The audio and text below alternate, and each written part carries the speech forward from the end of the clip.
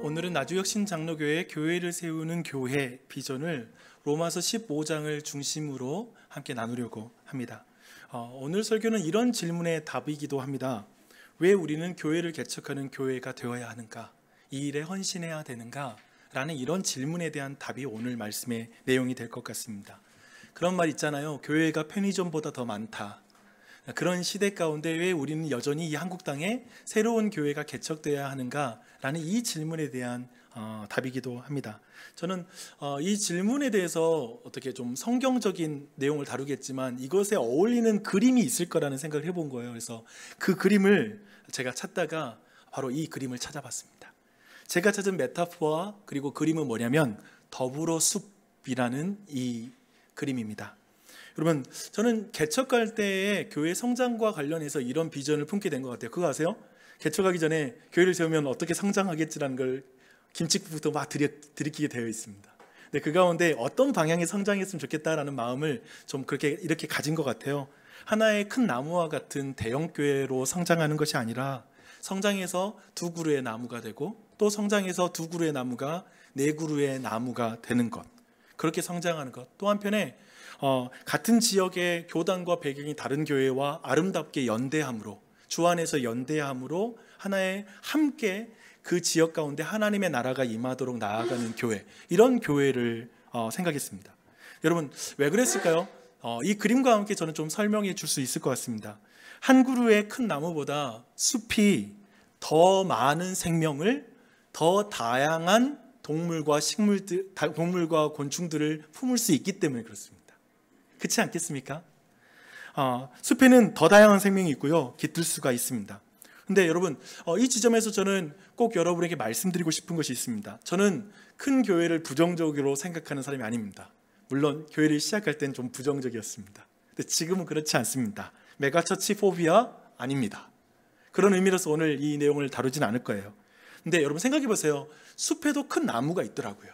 그렇지 않겠습니까? 그리고 큰 나무도 숲의 일부로 기능하면서 작은 나무들에게 유익을 주게 되는 것이죠. 또 한편에 동시에 큰 나무 또한도 작은 나무들의 유익을 반드시 얻게 되어 있습니다. 우리는 이것을 생물학적인 표현으로 뭐라고 하냐면 생태계라는 이런 표현을 여기다가 붙입니다. 저는 굳이 이것을 성경적으로 말한다면 이게 창조의 원리다라고 말하고 싶어요. 하나님이 이 창조의 원리를 기뻐하신다. 그렇죠? 혼자 큰 나무가 되는 게 아니라 많은 그 나무들이 숲을 이루어서 있는 세상, 그런 세상을 하나님이 원하신다라고 생각합니다. 그래서 그런 부분인데요, 이 원리를 따라서 저는 오늘 설교에서 두 가지를 여러분과 함께 나누려고 합니다. 왜 우리는 교회를 세우는 교회로 헌신하는가? 라는 이 질문 앞에 첫 번째, 비신자의 전도를 위해서 우리는 교회를 개척해야 됩니다. 더 많은 생명을 얻기 위해서 교회를 개척해야 됩니다. 또 한편에 더 다양한 사람들에게 접근하기 위해서 교회를 개척해야 합니다. 여러분, 특별히 그 배경이 너무나 다른, 신학적인 위치와 입장이 너무나 다른 그런 많은 학자와 목회자들 사이에 그들이 한결같이 동의하는 하나의 문장이 있습니다. 그건 이거예요. 하늘 아래 가장 효과적인 전도 방법은 새로운 교회를 개척하는 것이다. 그러니까 이 말에는 많은 사람이 공감을 합니다.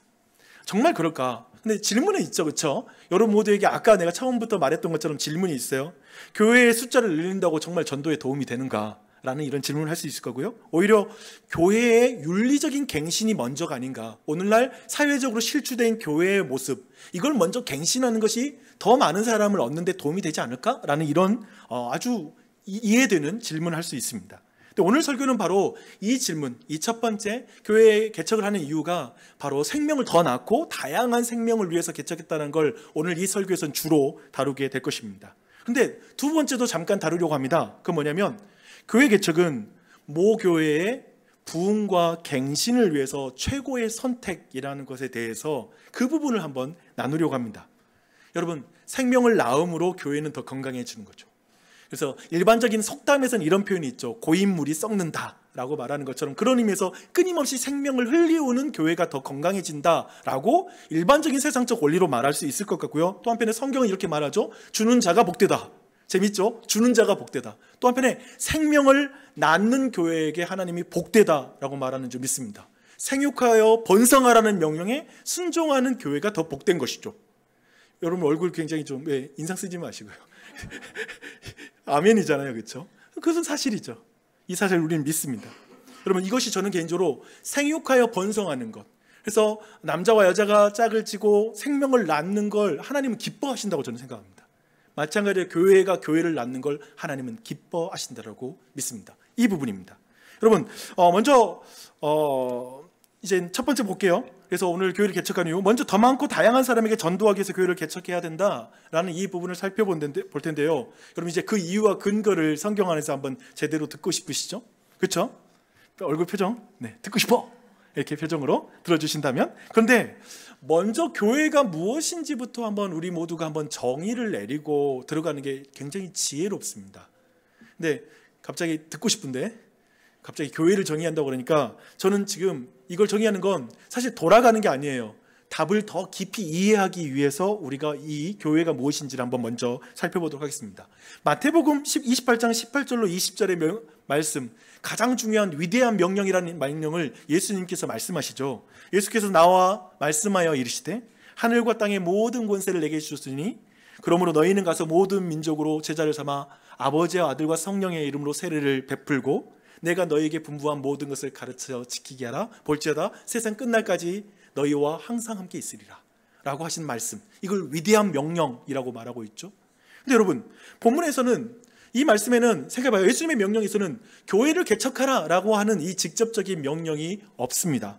동시에 단순히 이제 너희들은 전도만 하면 돼, 전도하라 라는 이런 식으로 그 명령 이상의 것을 하나님이 말씀했다는 걸 알 수가 있습니다. 먼저 한번 볼까요? 모든 민족으로 제자를 삼으라 라고 하시죠. 이 말은 뭐냐면 하나님이 요구하는 건 뭐냐면 개종 이상의 명령을 하는 것입니다. 예수님을 따르는 자로서의 정체성으로 변화가 일어나는 그런 일을 너희들이 행해야 된다라고 이렇게 우리에게 명령을 내리고 있는 것이죠. 생각해봐요. 근데 이런 변화, 여러분 모두가 지금 예수님의 제자이시죠? 네, 너무 자신이 없어. 예수님의 제자이시죠? 근데 그 변화를 생각해봐요. 우리에게도 이 변화, 정체성의 변화가 일어나는데 그 변화는 어떻게 일어나는가 했을 때 시간적으로 논리적으로 먼저 믿는 자에게 세례를 베풀어야 됩니다. 그래서 말씀은 세례를 베풀라고 명령하고 있죠. 세례를 베풀어요. 근데 이 당시에 이 세례를 베푼다라고 하는 이 의미는 뭐냐면 지역교회, 곧 예수 공동체로 편입하는 사건이 바로 세례를 베푸는 것입니다. 이게 형식이에요. 그런 의미에서 제자가 만들어지는 곳은 어디죠? 형성되는 곳은 바로 교회, 그리고 예수 공동체에서 예수님의 제자로 변화되는 그 일이 있다라는 걸 여기서 볼 수 있어요. 근데 이 공동체에서 무엇을 할 것인가? 뭘 통해서 사람들은 제자로 변화되는가 했을 때 예수님이 분부한 모든 것을 가르쳐 지키게 하라. 모든 것을 가르쳐 지키게 하라 라고 말하고 있습니다. 생각해보세요. 모든 것을 다 가르치고 지키게 한다고 본다면 이 일이 한 번 가르친다고 끝날 문제인가요? 또 한편에 짧게 끝나는 문제인가요? 몇 번, 그러면 오케이, 한 10번 반복해서 가르치면 그러면 변화될 거야, 이렇게 말할 수도 없겠죠. 그런 의미에서 이 명령 자체가 어떤 의미냐면 항구적인 일입니다. 여기서 항구적이라는 건 뭐냐면 지속적으로, 영구적으로 변치 않고 한결같이를 항구적이라는 단어이더라고요. 이해되시죠? 그런데 한번 생각해봐요. 이 일은 이 안에 이 명령을 지키려면 벌써 여러분 어떻게 생각하세요? 항구적으로, 반복적으로 막 이런 모든 것이 이루어서 제자를 만들려면 분명히 지역교회가 형성이 돼야 됩니다. 한 지역 안에 공동체가 만들어지는 것을 지금 전제하고 있는 말씀인 것이죠. 그런 의미에서 또 한편에 또 다른 명령이 오늘 이 명령 안에 있었잖아요. 어떤 명령이죠? 모든 민족으로 제자를 삼으라. 그러니까 이 모든 민족으로 제자를 삼는다라는 이 의미 자체가 뭐예요? 영역을 확장하며 대상을 찾아가며 항구적으로 행해야 되는 이 일이다. 그리고 그 일은 긴 시간이 걸릴 것이다 라고 하는 이 의미까지 포함하는 의미에서 여기에서 근본적으로 교회 개척에 하나님의 명령이 담보되어 있는 거죠. 그 안에 전제되어 있다라고 우리 모두는 이해할 수가 있을 것입니다. 그래서 예수님이 뭐라고 하시냐면 이 항구적인 일, 이것이 완수될 때까지, 세상 끝날까지 내가 너희와 항상 함께하리라 라고 이렇게 약속하는 거예요. 왜냐하면 이 일이 항구적인 일이기 때문에, 주님 오시는 날까지 있기 때문에 그때까지 함께할 거라고 우리에게 약속하고 있습니다. 여러분, 지금 여기까지 했을 때 눈치가 빠른 분들은 조금은 이제 좀 아셨을 거예요. 예수님은 직접적으로 우리 모두에게 교회를 개척하라라고 명령을 하지 않으셨지만 그 의미는 모든 민족에게 가서 교회를 개척하라. 특별히 교회가 세우는 교회, 교회를 세우는 교회, 그런 교회를 세워라 라고 말씀하고 있는 것입니다. 여러분, 제가 오늘 이 말씀을 마태복음 28장을 오늘 주제에 끼워 맞춘 것일까요? 성경을 제가 지금 하고 싶은 말에 동원하는 것입니까? 혹시 그렇게 오해하실 분이 계실 수 있다고 저는 생각해요. 그런 분을 위해서, 그렇다면 사도 바울이 이 말씀을 어떻게 해석하고 어떤 전략으로 어떻게 그가 사역을 했는지를 좀 살펴본다면 나는 못 믿어도 여러분이 사도 바울은 더 신뢰할 수 있지 않을까요? 그렇죠? 그럽니다. 한번 보겠습니다. 오늘 말씀 15장 19절을 한번 읽을게요. 15장 19절입니다. 표적과 기사의 능력으로 성령의 능력으로 이루어졌으며 그리하여 내가 예루살렘으로부터 두루 행하여 일루리곤까지 그리스도의 복음을 편만하게 전하였노라 라고 말합니다. 그러니까 지금 사도 바울은 있잖아요, 자신이 부활하신 예수님의 명령에 순종했다라는 걸 지금 말하고 있는 것 같아요. 예를 들면 이 말씀 생각하면 딱 들어보면 사실은 사도행전의 말씀이 딱 생각나거든요. 오직 성령이 너희에게 임하시면 너희가 권능을 받고 예루살렘과 온 유대와 사마리아 땅까지 내 증인이 되리라. 예수님 이 명령이잖아요. 그렇잖아요.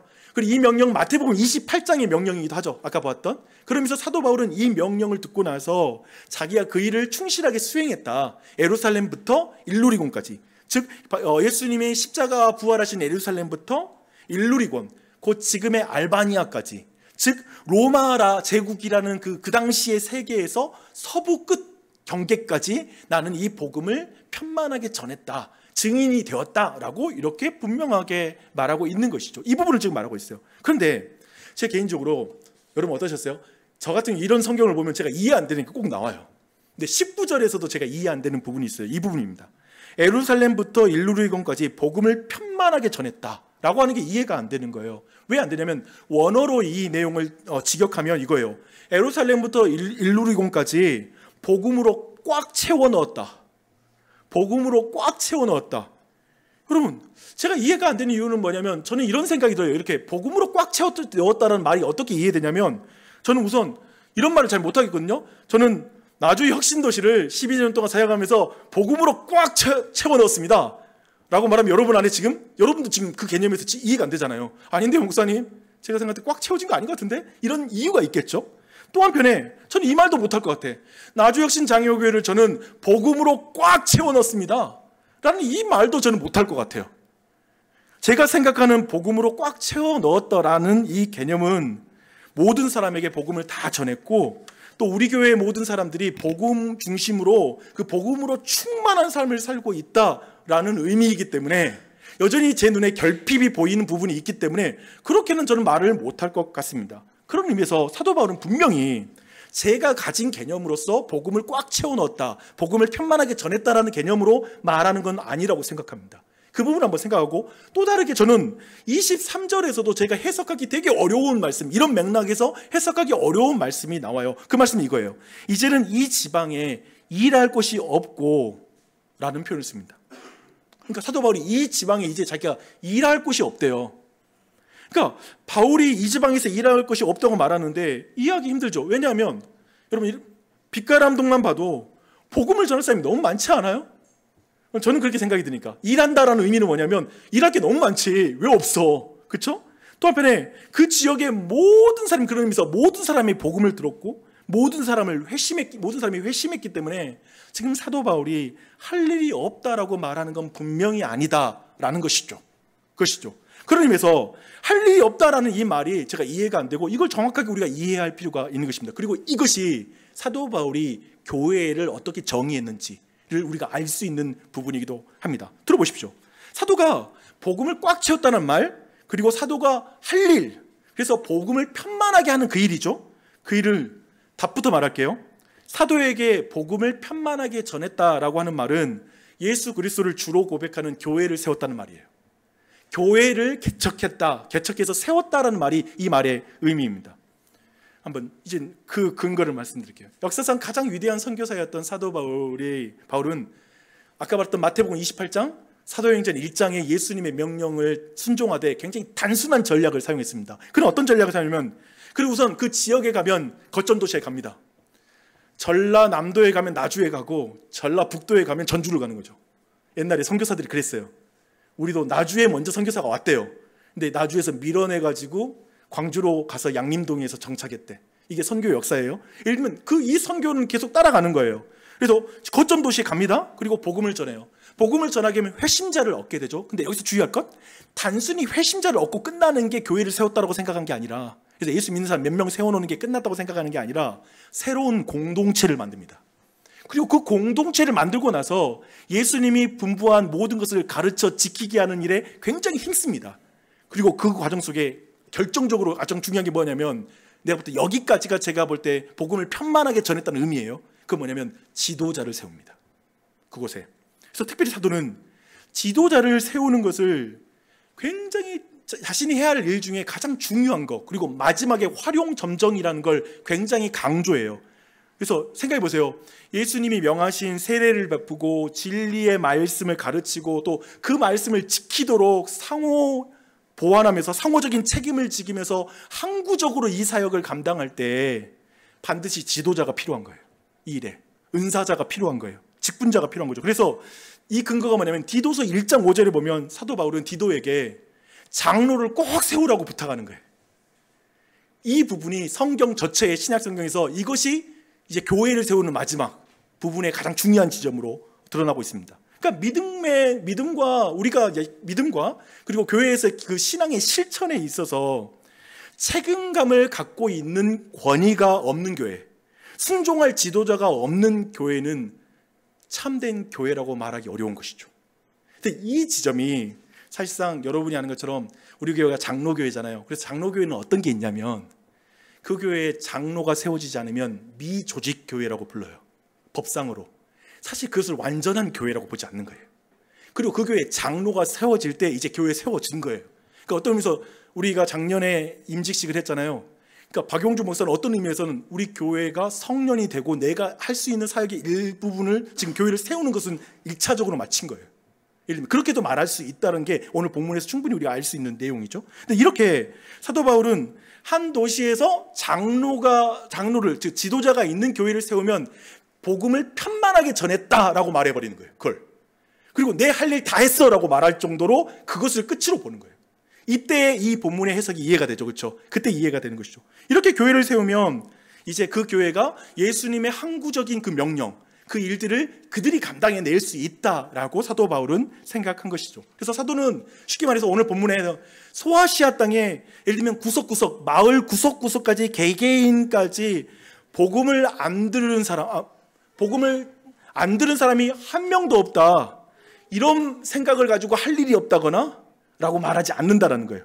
도리어 그 지역에 복음을 전할 거점 교회가 세워졌다.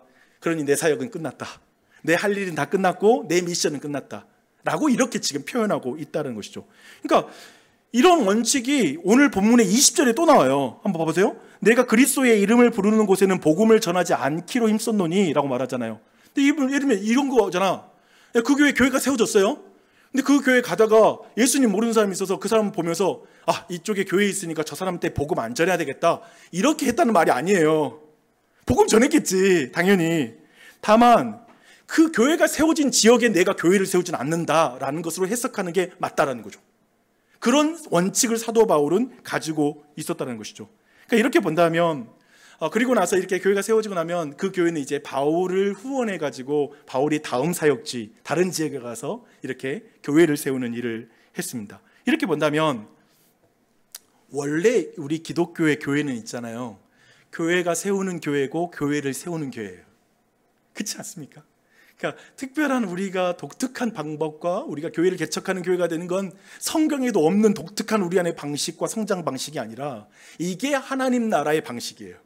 그래서 숲을 이루어서 그냥 하나의 교회가 거대한 교회가 되어가지고 어떤 모든 것들을 잠식하는 게 아니라 다양한 교회들이 세워짐으로 정말 다양한 사람들이 깃들 수 있는 그런 하나님의 나라가 되게 하는 거, 이게 원래 하나님의 그림인 거죠. 그게 거룩한 생태계인 거죠. 하나님 나라의 생태계인 것이죠. 이것을 우리는 확신하는 게 제일 중요합니다. 우리가 어떤 것보다 이것을 확신하는 게 중요합니다. 저는 지금 좀 길게 사도 바울의 사역을 통해서 교회를 정의하는 시간 쭉 가졌습니다. 한편 사실 이 말씀 잘 보면 있잖아요. 누가 어떻게 언제 교회를 개척하느냐에 대한 답도 여기 안에 사실 다 있긴 합니다. 성경적 그거가 다 있어요. 한번 그건 나중에 보기로 하고, 여튼 우리가 질문해야 될 부분이 좀 있는 것 같아요. 그래서 그걸 좀 이런 질문을 좀 해보고 싶어요. 사도 바울은 왜 그렇게 끊임없이 교회를 개척할까? 그는 안정을 너무나 싫어하는 어떤 다른 형태의 어떤 사디스트 같은 뭔가 고통을 막 즐기면서 익스트림한 어떠한 그런 어떤 고통을 통해서 뭔가 희열을 느끼는 사람인가? 저는 그렇게 생각하지 않습니다. 근데 왜 사도는 그럴까? 저는 이 이유라고 생각해요. 그는 아까 숲의 원리처럼 그는 더욱 많은 사람에게 복음을 전하고 싶은 거예요. 그리고 더욱 많은 사람에게 복음을 전할 수 있는 교회를 세우는 것, 더욱 다양한 사람들에게 다가가는 교회를 세우는 것, 그래서 하나님의 나라가 더 확장되는 것, 하나님의 통치가 모든 땅 가운데 임하는 걸 너무 보고 싶은 거야. 그러니까 거기에 완전히 사로잡힌 거죠. 그래서 모든 민족으로 제자를 삼아라 라는 말씀에 지금 이렇게 사도 바울은 반응하고 있는 것입니다. 한편에 독특하게 사도 바울의 소명의 부분도 있긴 해요. 그렇죠? 사도는 분명히 교회 개척이 사람들을 복음하는데 최고의 방법이다. 왜냐하면 예수님이 하신 명령이니까 라고 받아들인 것 같습니다. 그리고 그 명령에 순종하는 삶으로 그의 인생을 드리는 것 같습니다. 네, 이 지점에서 이제 차분차분 이제 여러분의 질문과 함께 또 구체적인 이야기를 좀 나눠봤으면 좋겠습니다. 여러분 이런 질문을 할 수 있을 것 같아요. 목사님 잠깐만요. 사실 1세기에는 교회가 대부분의 지역에 전혀 없었잖아요. 그런 상황에 이렇게 바울이 교회를 개척하는 것에는 공감을 해요. 하지만 지금 인구 12만도 되지 않는 이 나주에 교회가 얼마나 많은지 아세요? 아마 200~300개 될걸요? 200개는 좋게 될 것 같은데요. 나주 지역에? 예를 들면 그렇게 많은데 새로운 교회가 또 필요하다는 거, 좀 본문과 연결이 잘 안 되네요. 어떻게 이해하는 게 좋을까요? 이렇게 질문할 수 있을 것 같습니다. 저는 이게 아주 중요한 질문이고 어떤 의미에서 교회에 대한 여러분의 어떤 고민 가운데 있는 질문이라는 생각이 듭니다.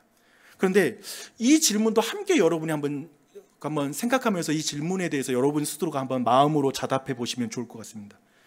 네, 여러분, 교회가 그렇게 많은데 오늘날 한국에서 기독교인의 비율이 이렇게 줄어들고 있는 것은 왜 그럴까요?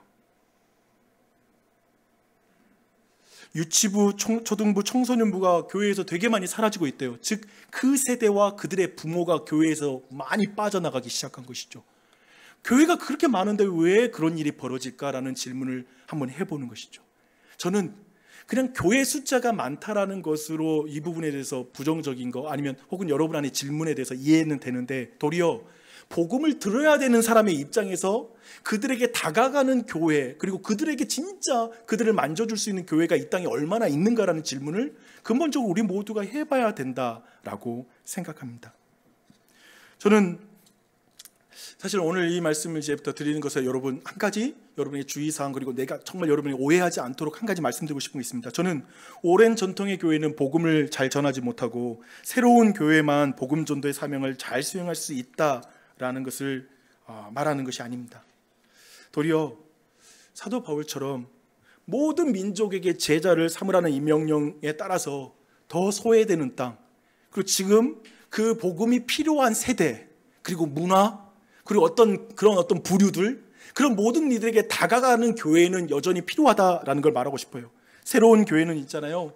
기존 교회를 비판하고 그래서 우리는 새로운 교회를 세울 거라고 하는 그 교회로 나간다면 가장 나쁜 케이스의 교회 개척이라고 생각합니다. 그렇게 나가면 안 됩니다.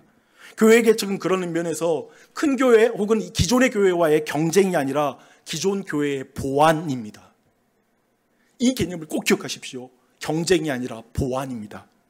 교회 개척은 복음이 여전히 새로운 세대, 새로운 문화, 새로운 이웃들에게 살아있게 전달될 수 있도록 하기 위한 하나님의 방법이고, 특별히 그것을 어떻게 해요? 늘 새로운 사람을 일으키죠. 물론 기존에 나이든 그리고 교회들이 갱신되는 거 좋죠. 그들 중에서 일하는 것도 좋지만 사실상 사람이 바뀌지 않는 이상, 그리고 그 세대가 책임져야 된다는 중요한 우리 인생의 원리를 볼 때에도 결국은 그런 새로운 사람을 일으켜서, 개척자를 일으켜서 그들과 함께 좀 많은 사람을 붙여서 교회가 이루어지는 걸 보게 됩니다. 이게 하나님의 방법입니다. 그래서 저는 이렇게 말하고 싶어요. 가장 중요한 거, 새로운 교회는 그런 의미에서 이것입니다. 비기독교인과 새로운 사람에게 더 잘 다가갈 수 있습니다. 더 잘 다가갈 수 있습니다. 저는 교회 개척이 새로운 세대를 위한 복음의 재번역이라는 그런 개념으로 말할 수 있을 것 같습니다. 복음을 다시 번역하는 거예요. 이 말은 한번 교회를 한번 생각해 보게요. 교회는 시간이 지나면서 자기들의 언어에 갇히게 되고 자기들이 편한 언어 가운데 자기들이 어떤 약간은 때로는 너무 심하게 말하면 개토화가 될 수도 있고 외부에 닫힌 공동체가 될 수 있고 때로는 이 일을 어떻게 해야 될지 모르는 그 정도로 자기의 언어에 익숙해지는 것 같습니다. 오래된 교회는 생각해 보세요. 예배 시간, 예배의 길이, 어떤 예배의 어떤 개수 이런 거 하나도 조정하기 힘들어요. 제 친구가 그 광주에 있는 이제 오래된 교회에 부임을 했는데 이 예배의 뭔 시간 하나 아니면 예배 순서 하나 조정도 못하는 거예요. 큰일 나요. 근데 사실은 이젠 젊은 세대다 보니까 우리 그 교회가 좀 더 젊어진 시대로 되고 위해서는 어떻게 가야 되는지에 대한 마음이 있는데, 그리고 좀 더 예배의 순서 혹은 예배의 개수라든지 수많은 것에서 좀 더 젊은 세대에게 어떻게 다가갈지, 물론 복음은 변치 않지만 예배의 모임과 숫자와 이런 스타일과 리더십의 스타일과 그리고 그런 어떤 분위기 이런 많은 것들은 바꿀 수 있잖아요. 근데 그런 거 하나가 안 바뀌어지는 거죠. 어떤 의미에서 교회가 오랜 세월을 간다는 건 수천 가지의 작은 관습과 관례들이 발전돼서 어느 순간 그것이 문화가 돼버리는 것 같습니다. 그리고 그런 문화는 사실상 그 교회를 처음에 주도했던 세대들이 가지고 있는 감수성이 있는 교회, 그리고 그때의 지도자들의 감수성이 반영된 문화가 돼버리게 되는 것이죠. 그렇게 보면 사실 이게 자연스럽게 다른 세대에게는 장벽이 돼버립니다. 또 한편에 그 안에 있는 사람들은 전혀 그런 의도가 없거든요. 새로운 사람들을 환영하고 전도하는 교회가 되고 싶어요. 그리고 이 시대 앞에 복음을 잘 전하는 교회가 되고 싶은데 어떤 세대와 어떤 부류를 차단해버리는 거예요. 사실 그걸 자기가 모르는 거야. 왜냐하면 그게 문화라서 익숙하기 때문에 물고기가 물에 스피참을 모르듯이 우리는 어느 세월이 지나면 우리에게 익숙한 것이 이제 불신자에게는 어떻게 비춰지는지 모르는 상태가 되는 것이죠. 그런데 그런 의미에서 새로운 교회는 그런 문화가 없습니다. 그러니까 기존 문화라는 게 존재하지가 않은 것이죠. 이런 맥락에서 사실 새로운 교회의 힘, 새로운 교회가 개척될 때 그 교회의 힘은 전통의 깊이보다 문화를 번역하는 능력인 것 같아요. 그렇죠? 문화적인 적응력이라고 말할 수 있을 것입니다. 제가 이제 초기에 12년 전에 이 자리에 우리 초기 멤버들이 있으니까 교인 수가 적으니까 그때 분위기가 정말 따뜻했어요. 집에서 모여서도 따뜻하긴 했지만 서로의 이름 다 알고 같이 식사하면서 그냥 일상을 나누기에 너무 좋은 거예요. 그 당시에 이제 시작했기 때문에 외부 사람이 끼어드는 게 너무 쉬웠어요. 그러니까 쉽게 말하면 뭔가 자기들만의 리그가 없어. 그냥 들어오는 사람이 이제 시작이야. 그런 분위기였어요. 그 사역에 아직 믿지 않는 사람들을 위해, 그러니까 이제 막 시작했으니까 교회는 이제 믿지 않는 사람들에게 되게 신경을 많이 썼죠. 처음 오는 사람에게 많은 것을 맞추는 그런 시간이었습니다. 저도 그때 전도를, 교회를 개척하기 몇 개월 전부터 아파트 단지 한 군데 가서 계속 전도를 했거든요. 근데 그런 의미에서 작은 교회는 있잖아요. 확실히 한 영혼의 소중함, 한 영혼을 더 소중히 여길 가능성이 커집니다. 그렇지 않을까요? 그냥 한 사람 오는 게 얼마나 귀한지 몰라요. 그럴 땐 정말 난리 납니다. 그냥 와, 새로운 사람 왔구나. 정말 그 사람 그 주에 만나보고 막 그렇게 합니다. 그래서 리사 그린이라는 목사님은 이런 말을 했어요. 새로운 회심자를 얻는 일에서 개척교회는 평균적인 교회보다 몇 광년은 앞서 있다.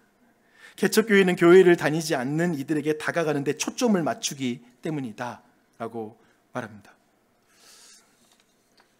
이런 맥락을 좀 이해할 수 있는 그림 한 가지를 좀 여러분이 좀 보여드릴게요. 사실 지역교회의 생명 주기가 있대요. 그러니까 여러분 생각해 보세요.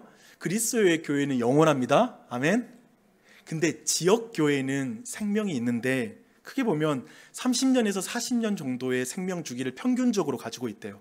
이건 평균적인 거니까 우리가 무리하게 적용할 필요는 없겠죠. 하지만 무시할 필요도 없겠죠.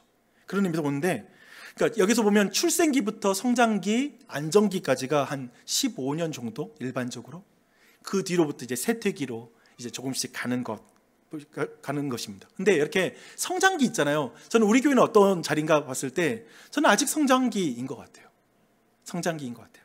근데 확실히 이 시간에는 새로운 비신자들을 환영하고 그들에게 맞추어서 환대의 문화를 가지고 있는 것, 그런 것들이 굉장히 강한 교회이기도 합니다.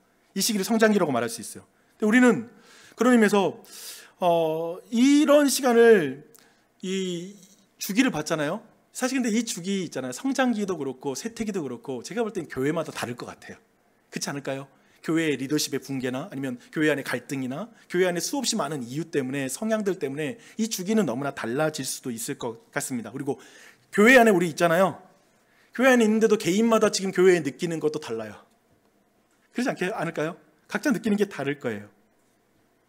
그런데 그런 의미에서 또 이런 말을 할 수도 있을 것 같아요. 저는 이런 곡선은 우리와 상관없다고 생각해요.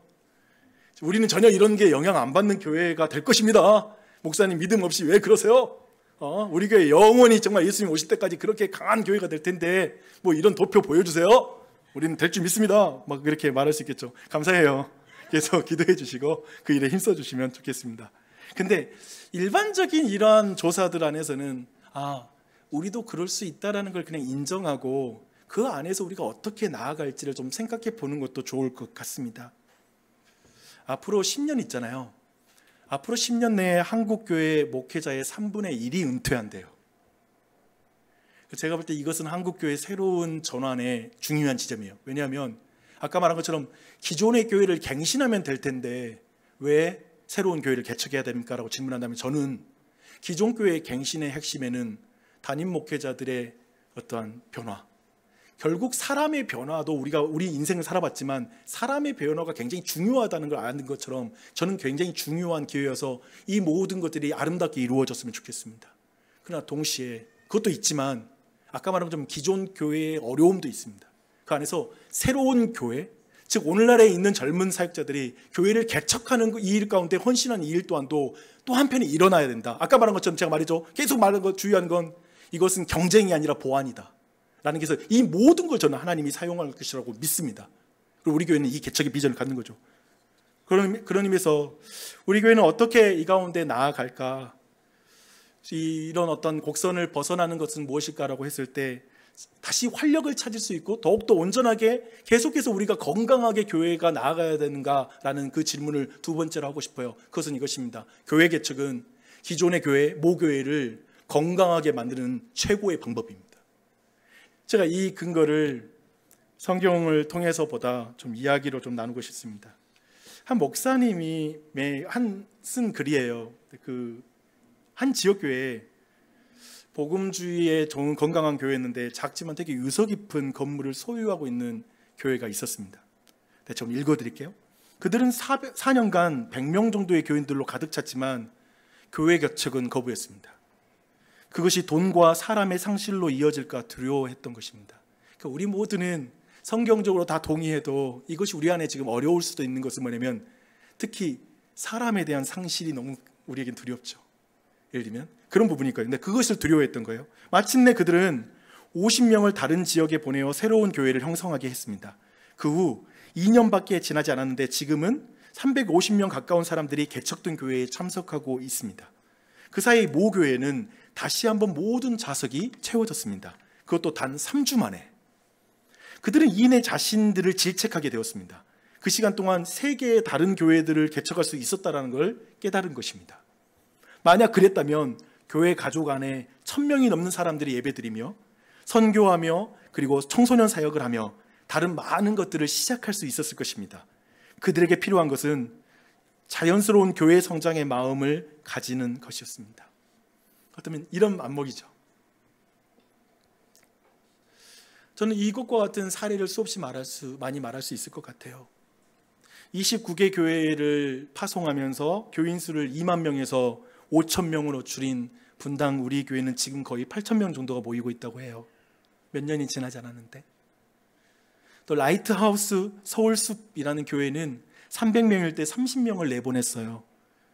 근데 그 다음 주 예배에는 본교회에 310명이 모였대요. 200명을 내보낸 2,500명 규모의 용인 향상교회는 2,300명에서 2,500명까지 회복하는 그 기간이 3개월 정도가 걸렸다고 합니다. 네, 여기에서 속지 말아야 될 건 있어요. 이렇게 새롭게 온 사람들이 모두 회심 중심의 사람들이 왔는지는 점검해야 되겠죠. 그래서 이 부분도 같이 평가해야 됩니다. 하지만 중요한 건 저는 이거예요. 우리가 교회를 세우는 교회로의 방향을 가지는 것, 그러니까 이 모든 교회도 최소한 한 교회라서 큰 교회가 되면 안 된다는 마음 가지고 그 안에서 사람을 흩은 것이겠죠. 최소한 이 순종을 했을 때 결코 그 규모에서 줄어들지는 않았다는 것입니다. 그리고 하나님은 그걸 기뻐하셨고, 한편에 여기저기 어떤 의미에서 수평이동을 극단적으로 우리가 막 악하게 볼 건 아니잖아요. 여기저기에 교회를 흩어졌던 사람이 이런 교회라면 나도 함께하고 싶어하는 마음을 가지고 그런 교회에 모여들었을 수 있겠죠. 그것도 우리는 따로 단지 수평이동으로 나쁘게 볼 게 아니라 바로 건강한 교회를 세워갈 때 하나님의 사람을 보내주신다는 믿음으로 바라봐야 될 관점이 될 거라고 생각합니다. 하나님은 그렇게 일하고 계시다는 것입니다.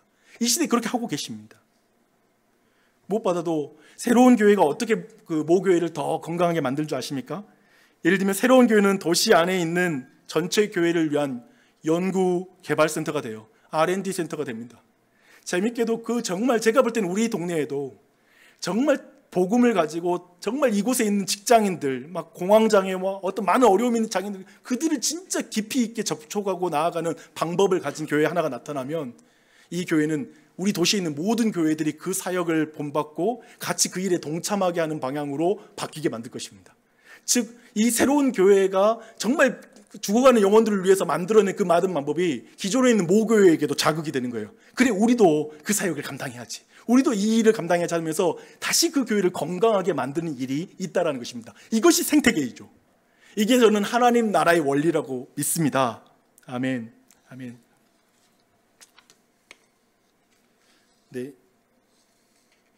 여기에서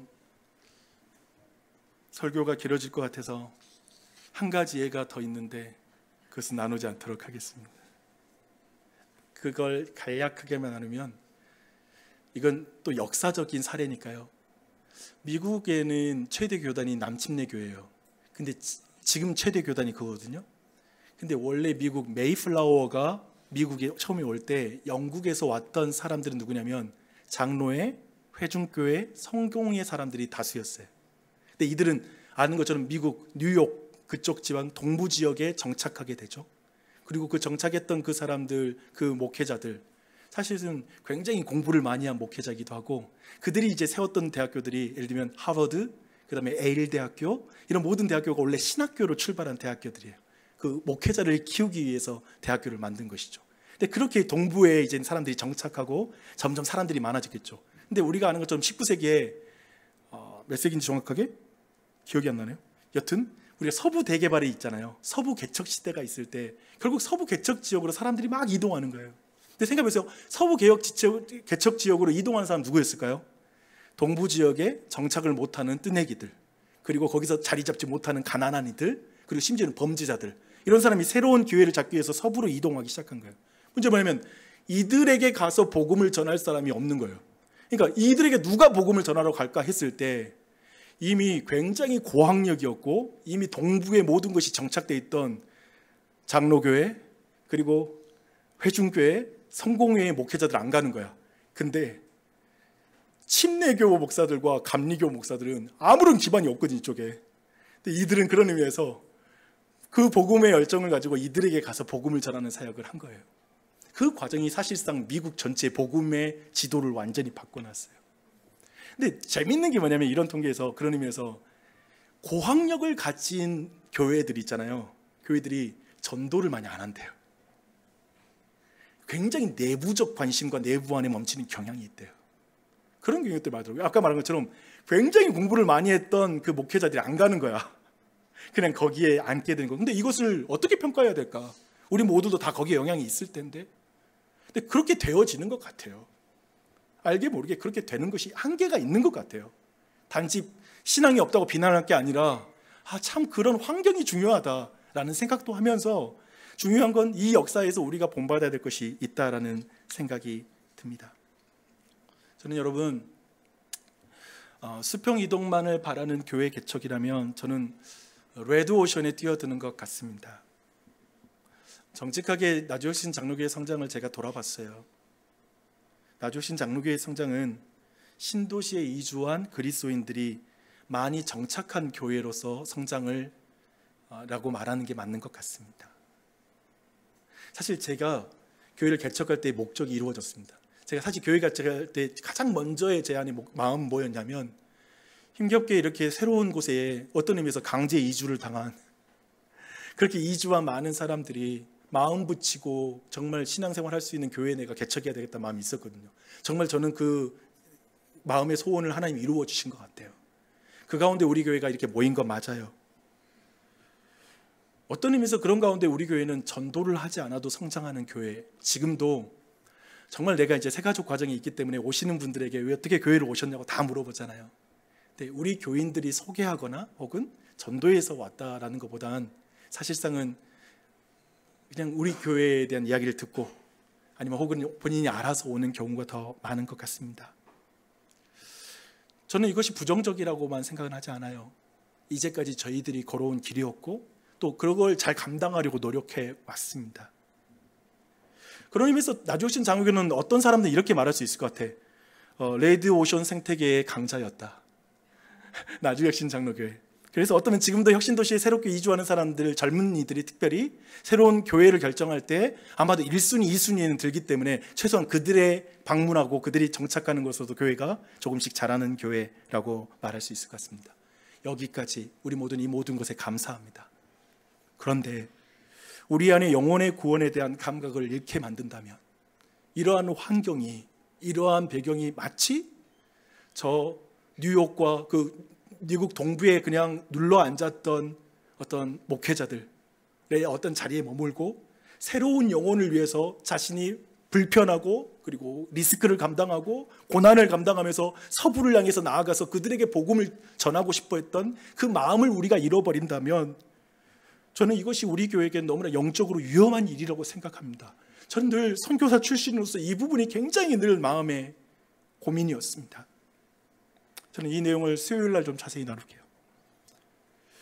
그런 의미에서 저는 여러분 모두에게, 저는 교회를 개척하는 교회, 박영주 목사 또 이 부분을 말하는 게 여러분에게 어떤 감정을 주는지 알고 있습니다. 저는 우리 교회들이 얼마나, 우리 모두가 얼마나 안정을 좋아하기 때문에 이것이 만들 불안에 대한 어떤 것, 불편함에 대한 어떤 것들, 수없이 많은 어떤 상실에 대한 두려움들 다 이해합니다. 다 그것이 있을 수밖에 없습니다. 그런데 저는 이 비전이, 그리고 이때 이 비전을 나누는 것이 여러분의 영혼을 콕콕 찌르고 괴롭히는 비전이 됐으면 좋겠습니다. 너 더욱 기도해야 돼. 너 지금의 수준은 안 돼. 더 주님 의지해야 돼. 주님 붙잡지 않으면 지금 우리 교회가 정말 이 자리에 머물 수 있어. 하나님의 뜻을 이루는 교회가 되기 위해서 너 지금 더 기도하고 더 마음 모아야 돼. 다른 말은 마음을 모아야 돼. 저는 이 비전이 여러분을 콕콕 찔렀으면 좋겠습니다. 여러분 생각해 보십시오. 기독교의 부흥 시기가 아닌 쇠퇴 시기에 주일학교는 줄어든다고 말하는데 아이들이 150명입니다. 이 시기에 사람들이 옵니다. 근데 저는 이게 더 두렵단 말입니다. 이것이 우리에게 시대적 사명을 감당해야 되는 문제이기 때문에 그렇습니다. 우울해할 필요도 없고 자책할 필요는 없습니다. 근데 이제 우리가 여기에 잘 반응하자는 말입니다. 그러면서 나주혁신 장로교회를 통해서 예수 믿는 사람이 저 교회를 통해 더 많아졌다. 저 교회의 개척을 통하여서 더 많고 다양한 사람들이 교회에 모이게 됐다. 회심하는 자가 많아졌고 교회 밖에 있는 사람이 교회 안에 더 많이 들어오게 됐다면 거대한 하나님 나라의 어떠한 관점에서는 하나님을 믿는 자가 더 많아진 것이죠. 한 개교회는 순간적으로 사람이 줄어들 수는 있겠지만 아니 그 셈법이 아니라 거대한 하나님 나라에서는 더 성장했다라는 믿음 가운데 우리가 그걸 우리 한 교회로 생각하는 것. 여러분, 저는 그렇게 생각합니다. 부흥 이 쇠퇴 시기를 맞았을 때 사도 바울이 여기에 지금 한국교회에 오면, 그리고 박용주 목사의 위치에 사도 바울이 여러분의 담임 목사였다면 사도 바울은 어떻게 이 상황을 볼까? 사실은 오늘날에 교회 개척하면 다 망한다는 시대입니다. 교회 개척하면 진짜 완전히 망했던 목회자들 중에서도 교회 개척에 나서는 사람, 제가 볼 땐 100명 중에 마음으로 원해서 나서는 사람은 5명 이하라고 생각합니다. 내 말은 몰려서 나가는 경우가 많습니다. 근데 그렇게 적어요. 근데 이런 시대에 나주혁신 장로교회가 이러한 것을 꿈꾸는 것, 저는 사도 바울은 있잖아요, 이럴 것 같아요. 여러분, 지금 기독교 인구가 감소된다는 건 뭐죠? 예수 믿지 않는 인구가 더 많아지는 거잖아요. 수요가 많아지는데 공급이 줄어들고 있잖아요. 그걸 우리는 일반적으로 뭐라고 말하냐면 블루 오션이라고 말하죠. 사도 바울은 개척해야 돼. 더 개척해야 돼. 저 영혼을 봐. 제가 봤던 개척교회를 아주 잘하는 독특한 부르심이 있는 사람들, 막 이상한 DNA들이 있거든요. 막 도전하고 하는 그 DNA는 그러더라고요. 그 상황을 블루오션으로 봅니다. 그리고 그 일 가운데 나아갑니다. 그리고 저는 제 생각에 이게 우리 교회 그리고 우리 나주혁신 장로교회의 DNA가 되고 우리가 함께 그 방향에서 그런 방향으로 나아가는 것은 정말 우리를 건강하게 하는 일이라고 믿습니다. 우리 교회를 더욱더 온전하게 세우고 더욱더 정말 의미 있게 복음의 사역, 마태복음 28장의 명령을 수행하는 그런 교회가 되게 하는 말씀인 줄 믿습니다. 여러분, 그렇게 나아가는 나주혁신 장로교회가 됐으면 좋겠습니다.